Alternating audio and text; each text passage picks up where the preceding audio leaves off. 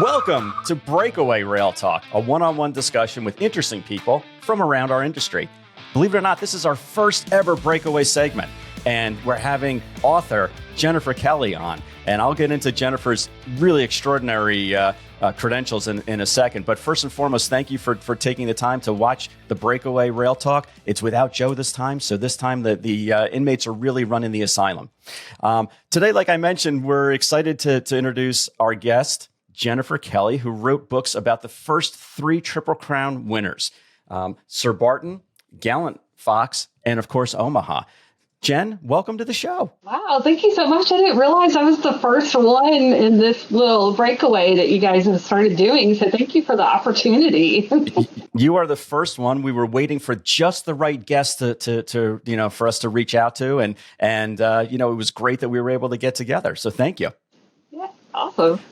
So tell me a little bit about why you picked these 3 horses and their stories, because we're talking about 100 plus years ago when they hit the mainstream. I had really wanted to do Sir Barton because I felt like it was a story that hadn't been told yet. So it made it easy to make the choice. Just go do that one because no one else had done it. And then once the book was out and once my publisher had started asking me what I was going to do next, I said, well, why not do 2 and 3? Because they came immediately after the first one. And it was a need that I saw had not been served.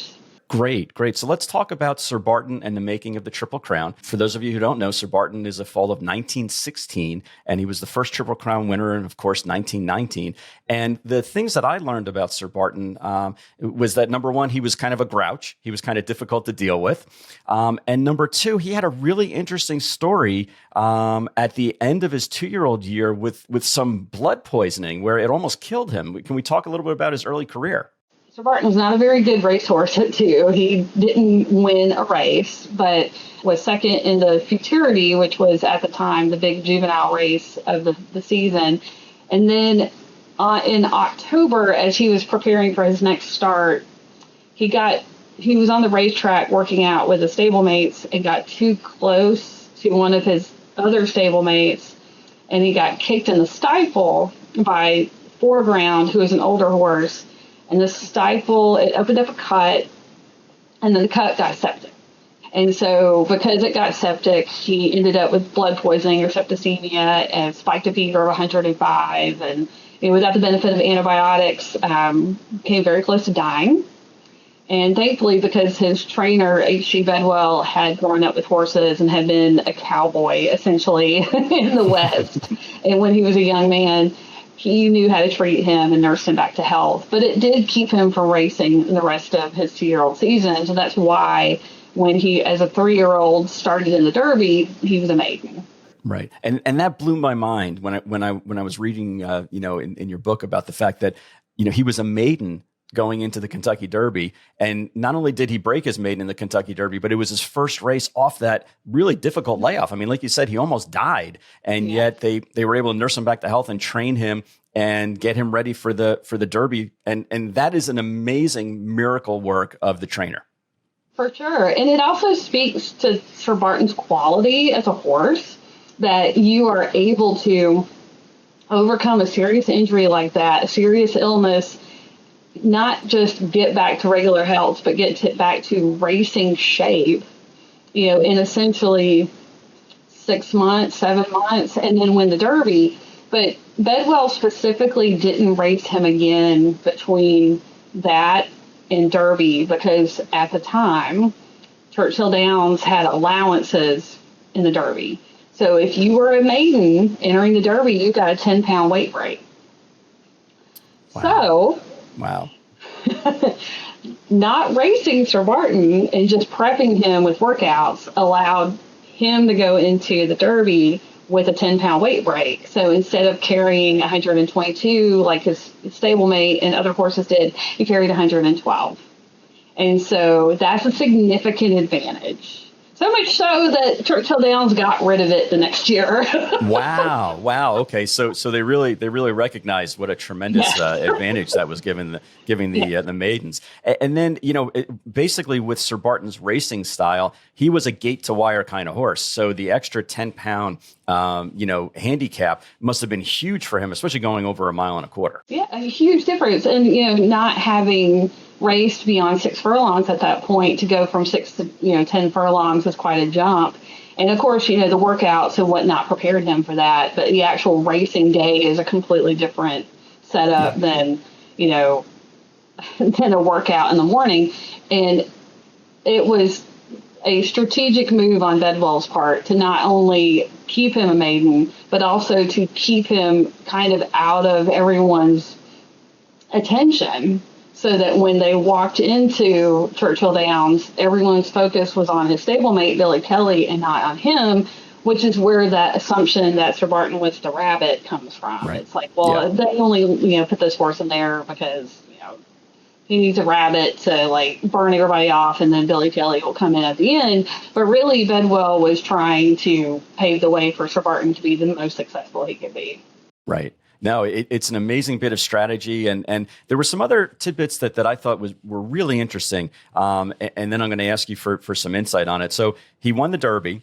Sir Barton won the Derby, then won the Preakness, also gate to wire, then won the Withers in between the Preakness and the Belmont, and then went on to win the Belmont in record time. So he had 4 victories in a matter of almost a month. It was like 31 or 32 days, which again blew my mind compared to modern racing.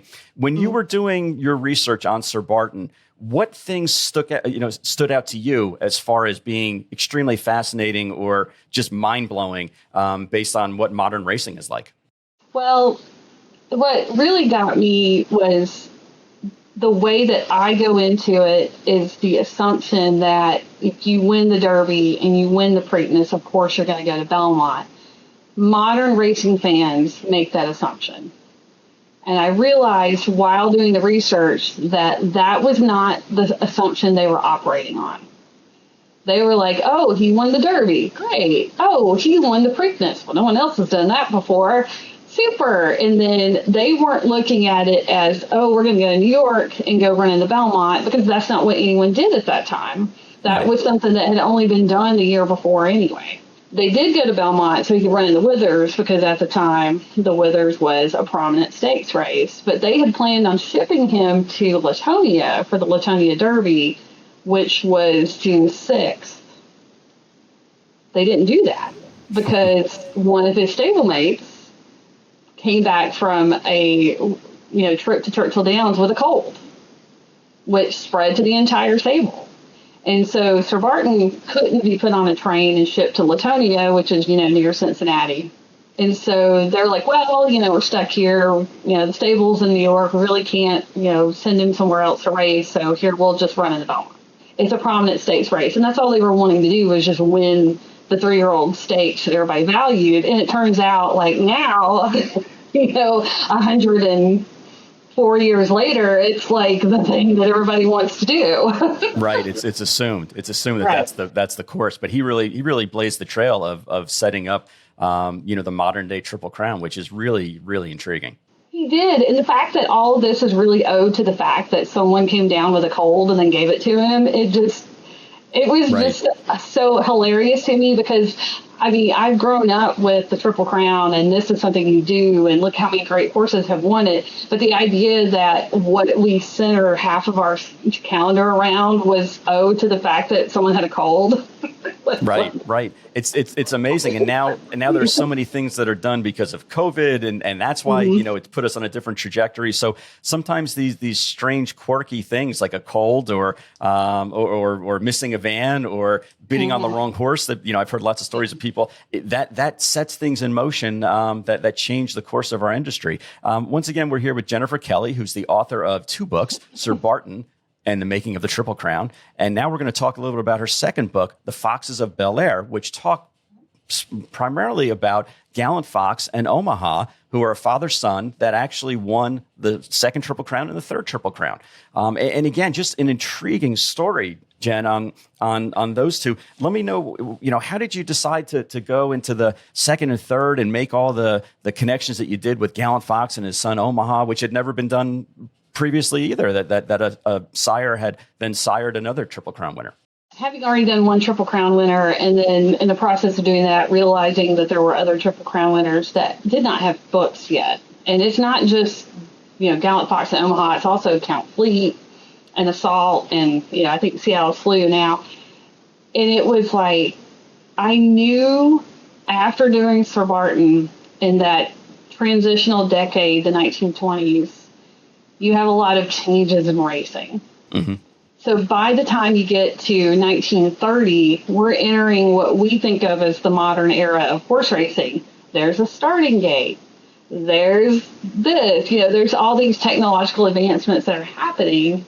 And I saw that as an opportunity to let's explore, not only these two horses' careers, but how it changed the Triple Crown as we think of it, and also these other, ancillary issues like William Woodward and his influence on racing and the Great Depression and that. And I didn't get to touch on that at length, but I did try to put some of that in there. And also, when I discovered that Omaha had run in the Ascot Gold Cup and had come this close to winning, I was done. I was like, I have to do this book. Because I had no idea that Omaha had run in England until I started doing the research. Yeah, no, it really was fascinating. And Gallant Fox, and you talk a little bit about this in the book, he wasn't a great racehorse in the beginning. He ended up in his career winning 10 of his final 11 starts, but he was like one for his first 7. And I would think at that point that like the Triple Crown is the furthest thing away from,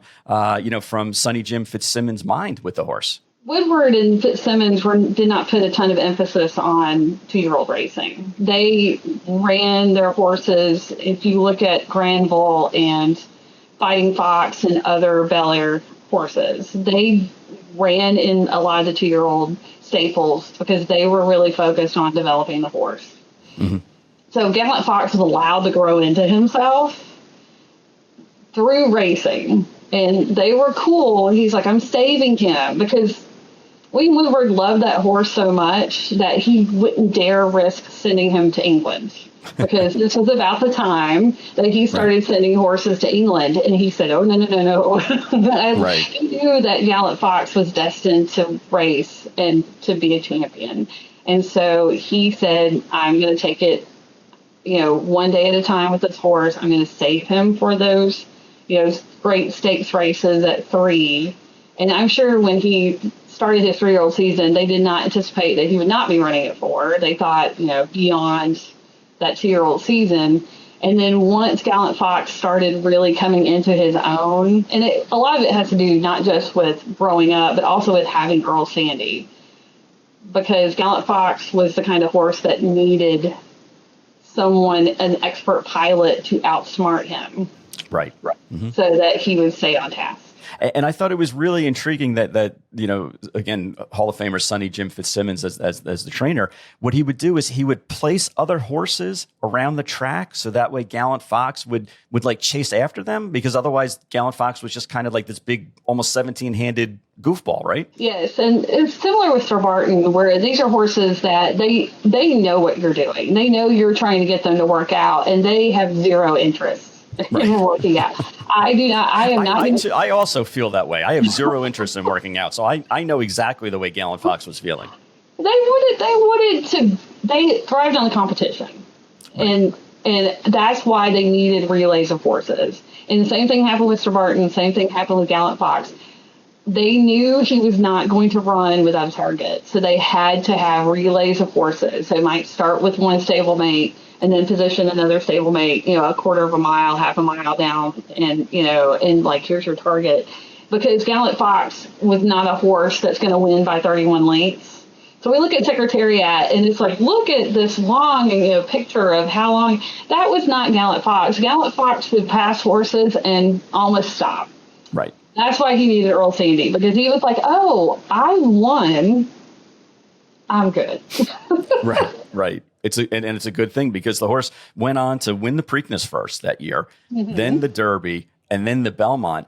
And Jen, something else that I learned from reading the book is that the reason I always thought, the Jim Dandy, which is such a famous, race at Saratoga and such a part of their fabric. The reason why it's called the Jim Dandy is because that's the one horse that beat Gallant Fox that year at 100-1. The horse Jim Dandy beat him in the Travers, which just must have been, a crazy time that such a long shot would beat, such the Triple Crown winner at that point. When I give a talk about the book and I'm able to stand up and show people how it works, it's a lot easier. But just imagine on a racetrack, and this was a standing start. This was not a starting gate. So New York did not have a starting gate in 1930. They still had a standing start. And so you've got 4 horses. You've got Jim Dandy, Sun Falcon, Which One, and Gallant Fox. Mm-hmm. So because Which One was to the inside of Gallant Fox and had been beaten by Gallant Fox, at least in the Belmont, and Harry Payne Whitney, who owned Which One, did not want to be beaten again. So he told Workman, okay, you're on the inside. Your job is to push Gallant Fox farther and farther away from the rail so that you are making him run further. And we all know the further out you run, the more effort you expend. Mm-hmm. So as they go around the oval at Saratoga, Workman is slowly pushing Gallant Fox further and further out. Sandy has no choice but to let him do that because he cannot stop Gallant Fox's momentum to duck to the inside. So all he can do is try to keep them from getting pushed too far to the outside. So going around the far turn, because it was also muddy, they were having a hard time gripping, and they were trying to find a lane to run in that wasn't going to be as hard on them as it was because it was such a crazy track. Right. And so as they go around the far turn, they're both pushed so wide that really no one's paying attention to the horses running on the inside. Mm-hmm. And Jim Dandy was a terrible racehorse. I'm going to tell you, he was a terrible racehorse. So the next book is not going to be on Jim Dandy. No, there's some really good articles out there about Jim Dandy. So if people want to read more about him, there's a couple really good ones, especially from Backstretch magazine. But he had won at 2 a stakes race at Saratoga in the mud. So his owner knew that he was going to run well in the mud. So when they saw that the other 2 horses were pushed so wide, Jim Dandy was able to stay on the rail and cut that corner going into the stretch. And so Earl Sandy's so busy trying to stop, Sonny Workman from gaming him, basically, that Jim Dandy's just able to wing away on the rail and just go, hey. Right, and it made it easy for him. And he did. And by the time Earl Sandy realized what was going on, he said he just didn't have enough horse left to even challenge Jim Dandy. Yeah, that was asking a lot. Jen, I can talk to you all day about the 2 books, but one of the things I want to let the audience know is how can they buy your novels? So this is for Barton, and it is now out in paperback from the University Press of Kentucky. And then here is Gallant Fox and Omaha, the Fox of the Bel Air, which is out in hardcover. Both can be ordered through the University Press of Kentucky, which is my publisher. They're also available on Amazon and Barnes & Noble, any place you buy books, essentially. There is an audiobook version of Sir Barton. The audiobook version of Foxes will be hopefully early next year. Wonderful. And then, of course, both books are available as ebooks. I highly recommend buying them from the press because I love the press and they're fantastic. And we have a couple of really good books coming out later this year that I'm excited to add to our library. You can buy them from me directly if you want. If you want signed copies, I'm happy to sell them to you. All right, great. And we'll put the information at the bottom so that way people can reach out to you and order the books either directly with you, where it would be an autographed copy, which has got to be worth its weight in gold as far as I'm concerned. Anytime you can do that. And you mentioned briefly that you are going to be lecturing at Keeneland. Yes. I will be in Saratoga for Whitney weekend. So I will be at the National Museum of Racing on Whitney Day for their Saturday morning social. I also will be at Impressions of Saratoga on Friday evening, which is Hall of Fame induction day. And then later in August, I'm going to be at the Keeneland Library lecture, which is Thursday, August 24th. I'll be at the Kentucky Horse Park Friday, August 25th. And then Saturday, August 26th, Claiborne Farm and I are teaming up to do a tour of Claiborne Farm that is specific to the foxes of Bel Air. It is a once-in-a-lifetime opportunity to see the racetrack, or see the farm with all the relevant sites that you will read about in the foxes. Wow, that sounds like a great opportunity. I know. Really exciting. It's including Marchmont Cemetery, which is not on their regular tour. So if you would like an opportunity to go and visit the Sir Galahad III and Marguerite are buried in Marchmont, as are a number of other great Claiborne Farm horses. So if you want to come, a copy of the book is included in the price of the tour too. But I'll be helping to lead the tour. Great. No, that's so exciting. And I learned so much from the books and obviously from our conversation. And it as somebody who's been in the business for 40 years, like I have, to be able to go back in time and have a better understanding of why things are done the way they are now and how the Triple Crown was put together and who these great horses were. It was really exciting, page turning for me. And I can't thank you enough for being our initial guest on the first ever Breakaway Rail Talk. It was really exciting, and I can't wait to read the next book that comes out. Thank you. I appreciate it. I appreciate the opportunity. I love talking to you guys, and I hope everybody enjoys listening to our conversation and learning more about these horses. It's such a fascinating time in racing, and I really want people to embrace, all these traditions and where they got started. Wonderful. No, thank you again, Jen, for taking time out, and we really appreciate it. And it sounds like some great opportunities for people to meet you and to read the books and to learn more about the history of our industry. Thank you again.